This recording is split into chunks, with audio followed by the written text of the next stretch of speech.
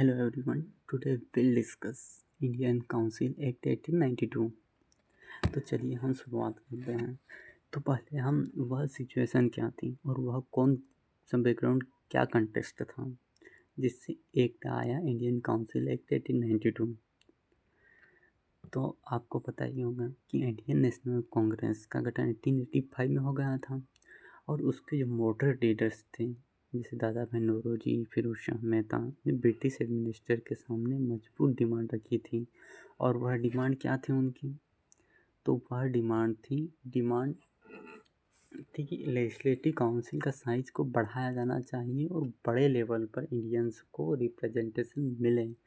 और सबसे इम्पोर्टेंट, देश के खर्चे यानी बजट का डिस्कशन करने का अधिकार भी दिया जाना चाहिए। ठीक है। और ब्रिटिश का रिस्पॉन्स इसका क्या था?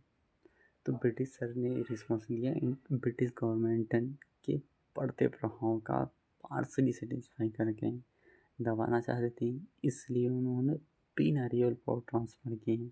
सिर्फ नॉमिनल कंसेंट देने के लिए ये एक्ट पास किया था, इंडियन काउंसिल एक्ट 1892। ठीक है।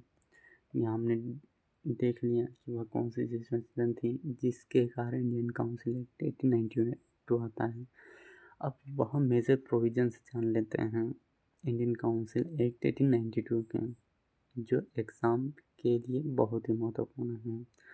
तो वह मेजर प्रोविजंस क्या है? First major provisions of 1892 council act है एक्सपांसन ऑफ लेजिस्लेटिव काउंसिल। कैसे? तो सेंट्रल और प्रोविंशियल लेजिस्लेटिव काउंसिल दोनों में एडिशनल मेंबर की संख्या को बढ़ाया गया। सेंट्रल लेजिस्लेटिव काउंसिल में एडिशनल मेंबर की संख्या बढ़ाकर मिनिमम 10 मैक्सिमम 16 कर दी गई है। बट इसमें एक नोट करने वाली बात है, प्रीलिम के ट्रैप्स में नहीं फंसना है। इसलिए तो नंबर बढ़ाने के बाद भी जो ऑफिशियल मेंबर थे उनकी मेजॉरिटी थी, ताकि कोई भी बिल उनकी मर्जी के बिना पास ना हो सके। ठीक है। ये फर्स्ट प्रोविजंस ऑफ 1892 एक्ट की बात करें। हम सेकेंड प्रोविजंस की बात करते हैं। तो seed of indirect election from nomination process, इस एक्ट का सबसे फेमस फीचर है कि पूरे एक्ट में कहीं भी इलेक्शन शब्द का जिक्र नहीं किया गया, लेकिन यहाँ पर नॉमिनेशन के थ्रू स्पेसिफिक लोकल बॉडी के रिकमेंडेशन पर लोगों को इनडायरेक्ट इलेक्ट किया जाता था। ठीक है। अब सेंट्रल लेजिस्लेटिव काउंसिल में देखते हैं। तो सेंट्रल लेजिस्लेटिव काउंसिल में बंगाल चैम्बर ऑफ कॉमर्स और प्रोविंशियल लेजिस्लेटिव काउंसिल की रिकमेंडेशन पर नॉमिनेशन होता था। ठीक है। अब सेकेंड प्रोविजन का point number 2, provincial legislative councils district boards, municipalities, universities और ज़मींदार की रिकमेंडेशन पर मेंबर नॉमिनेट किए जाते थे। ठीक है। इसीलिए कुछ हिस्टोरियन तो इसे इनडायरेक्ट इलेक्शन की शुरुआत भी मानते हैं। ठीक है। Third provisions of Indian council act 1892, right to discuss the budget, limited financial power. तो इंडियन काउंसिल एक्ट 1892 में इंडियन लेजिस्लेटिव हिस्ट्री में पहली बार मेंबर को एनुअल फाइनेंशियल स्टेटमेंट पर डिस्कस करने का अधिकार दिया गया। बट कुछ रिस्ट्रिक्शन भी थी। वह रिस्ट्रिक्शन कौन कौन से थे, चलिए देखते हैं। तो मेंबर्स बजट पर सिर्फ अपना डिस्कशन कर सकते थे। ठीक है। और सेकंड पॉइंट, उन्हें बजट पर वोट करने का कोई भी राइट नहीं था और वो बजट में कोई अमेंडमेंट या चेंजेस प्रपोज भी नहीं कर सकते थे। ठीक है। Next provisions, right to ask questions.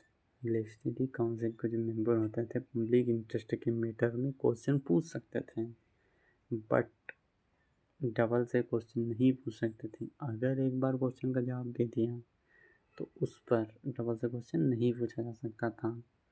और सेकेंड, और सवाल पूछने के लिए हमें 6 दिन का प्रायर नोटिस भी देना पड़ता था। ठीक है। यहाँ तक हमने बात करी। अब बात करते हैं Indian council act 1892 limitation and critical evaluation for mains prospective. तो देखते हैं first point, no real democracy but high. जनता को कोई डायरेक्ट वोटिंग राइट नहीं मिला। रिकमेंडेशन देने वाली बॉडीज भी एलिट क्लास तक ही लिमिटेड थी। ठीक है, next point, shade of representation, budget पर वोट ना कर पाना और सप्लीमेंट्री क्वेश्चन ना पूछ पाना। काउंसिल को एक डिबेटिंग सोसाइटी ही बना रहा था, जिसमें इलेक्ट किया था, इलेक्ट इनडायरेक्ट रूप से किया जा रहा था और डायरेक्ट रिप्रेजेंटेशन भी नहीं मिल रहा था। ठीक है, अब द वीटो कंटिन्यूस। भाई इसमें वाइसराय के पास भी डिस्कशन को रोकने के लिए, किसी भी बिल को ओवरराइड करने के लिए वीटो पावर बरकरार रखी गई। ठीक है, अब बात करते हैं comparative evaluation Indian council act 1861 and Indian council act 1892। Multiple provisions में हम इसे कंपेयर करेंगे। तो Indian council act 1861, India member entry पूरी तरह वाइसराय के मन मर्जी के नॉमिनेशन पर बेस्ड थी। बट इंडियन काउंसिल एक्ट 1892 में लोकल बॉडीज़ की रिकमेंडेशन पर नॉमिनेशन इनडायरेक्ट इलेक्शन के थ्रू लोगों को चुना गया। ठीक है, बजट पावर अगर देखें तो इंडियन काउंसिल एक्ट 1861 पूरी तरह बैन था। बजट पर बात करने की परमिशन ही नहीं थी। बट इंडियन काउंसिल एक्ट 1892 में डिस्कशन को एलो किया गया, बट वोटिंग और रिजोल्यूशन बैन कंटिन्यू रहा। ठीक है, questioning right for Indian council act 1861, executive से कोई सवाल नहीं पूछा जा सकता था। बट इंडियन काउंसिल एक्ट 1892 में क्वेश्चन अलाउ था with in 16 notice, but supplementary question नहीं पूछा जा सकता। ठीक है, ये हमने कंपेरिजन कर लिया Indian council act 1861 and Indian council act 1892। अब हम detail analysis for Indian council act 1892। But UPSC prelims एक ट्रेप जैसा एग्ज़ाम है। जैसे इसमें एक क्वेश्चन पूछा जाता है और मल्टीपल ऑप्शन रहते हैं, और ऑप्शन के ट्रैप में आपको फंसाने की कोशिश करता है।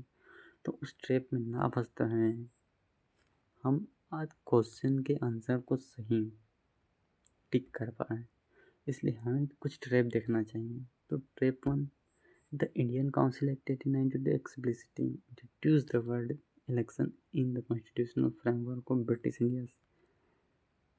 It is a statement, it is wrong, but why?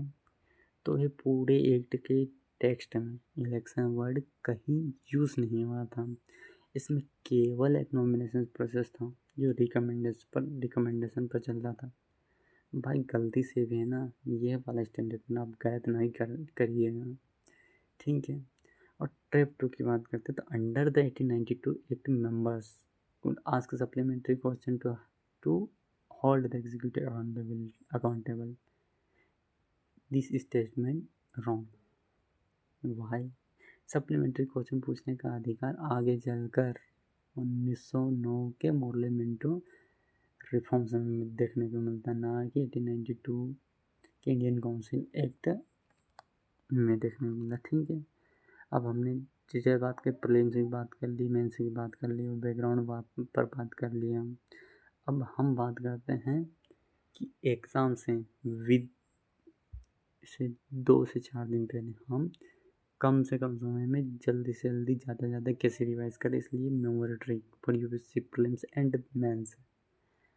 तो वहाँ ट्रिक क्या है, BQI, B for budget discussion alone but no voting, Q से question alone but no supplementary question, and E से election principle implicitly introduced through recommendation।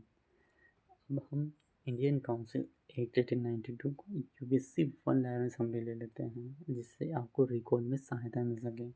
तो Indian council act 1892 ने कांग्रेस के pressure में लेजिस्लेटिव काउंसिल का विस्तार किया, लिमिटेड बाय डिस्कशन और क्वेश्चनिंग राइट्स दी, और इलेक्शन वर्ड का यूज़ किए बिना लोकल बॉडीज़ के रिकमेंडेशन द्वारा इनडायरेक्ट इलेक्शन की रीव्यू की। Thanks for watching and supporting this videos, like subscribe this. share this video's link. Thanks for watching and supporting.